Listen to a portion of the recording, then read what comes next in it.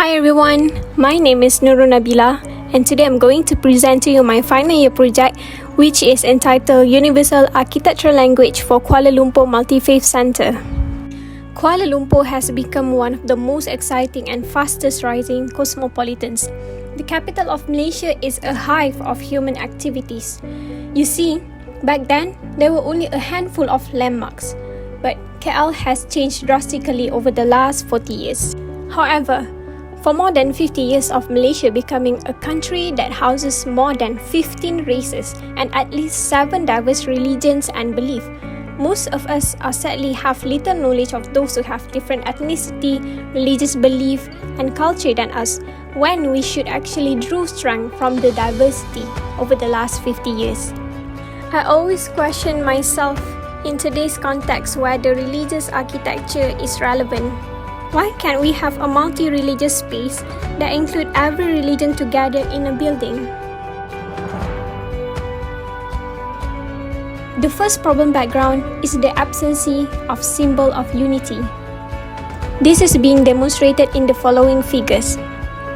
The location of each religion's preaching place showed that we are actually very much estranged, as there has not been any multi-faith place despite we are living in a diverse culture.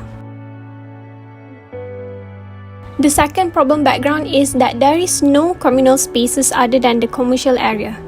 According to the solid void diagram, the site area are very well being described as an urban jungle. I remember reading Denise Scott Brown once said that architecture can't force people to connect. It can only plan the crossing points, remove barriers, and make the meeting places useful and attractive. Hence, I refer a lot on this quote while doing my design. The prime precedent for this project was the Baha'is Lotus Temple in New Delhi, India, due to the concept that aligns with the multi-faith spaces definition. The temple is a holy place that is free from exclusivity, which it is open to all aspects of humanity. So in this project, I explore the possibilities and challenges in creating a multi-faith space that is void of any kind of ownership, and thus trying to answer the question of how do we actually find a balance between humanity and religion. Okay, now why don't we go to the site location?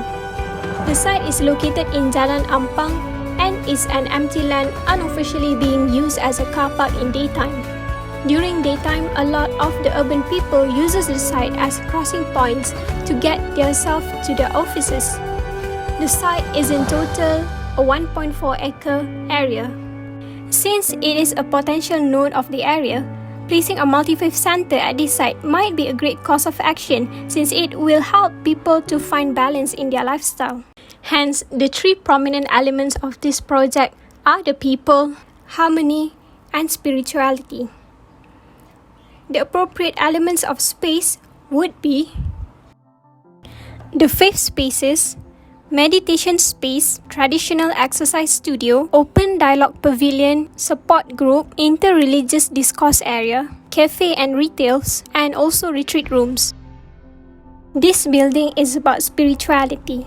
Hence, it is important that the architecture speaks the language. In designing this building, first, the floors were arranged to its respective function. In order for the building to reflect the spiritual quality, the building were recessed to give prominency.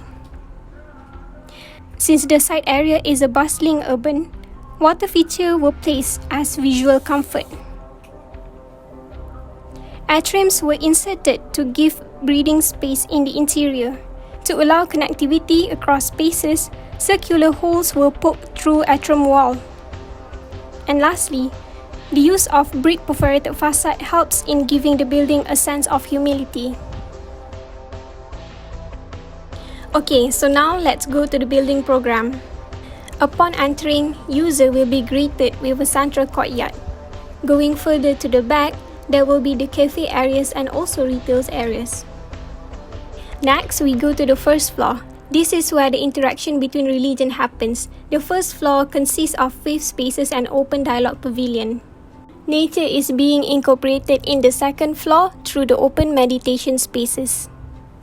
The third floor consists of inter-religious discourse area and also seminar rooms. The fourth floor serves function as support groups, rooms, and also traditional exercise studios. While lastly, the fifth floor consists of retreat rooms, open library, and admin office. Now comes the most awaited part of this presentation, that is being the walkthrough. As you can see from bird eye view, this multi-faith center acts as a contrast to its surrounding urban skyrise.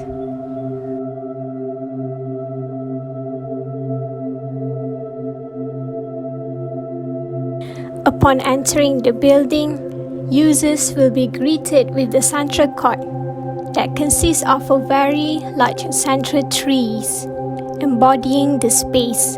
Looking on top, the space is being graced with an abundant light showering from the sky. Moving further to the back, there is an open area intended to be used on festive as bazaars. The sites were where the cafes and retails are situated.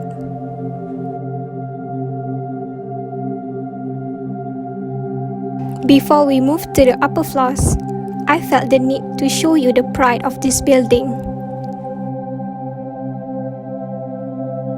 The intention of the interior was to produce a separate realm from the outside world.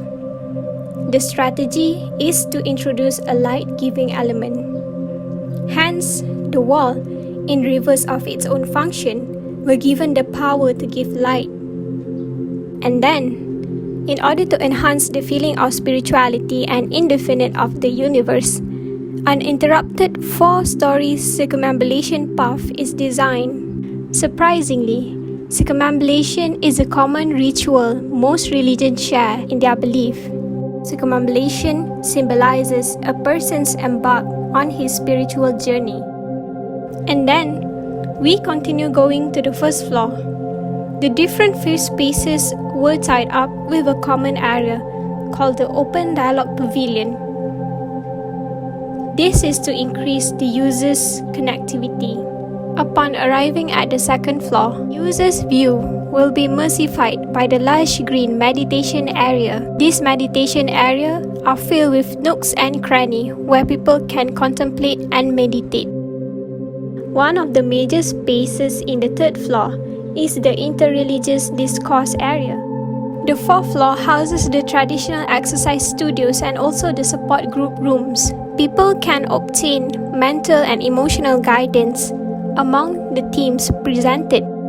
Lastly, users can opt to book for a retreat room in the fifth floor. The corridors of the retreat rooms were installed skylights. Even from the retreat rooms, the user can view the 2 central atriums across, and then across from the retreat room, the admin's office.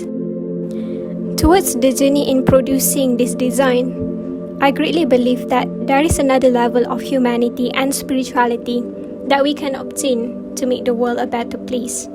And I hope this design would be my start in being a better designer that cares ever so deeply for the aspect of humanity.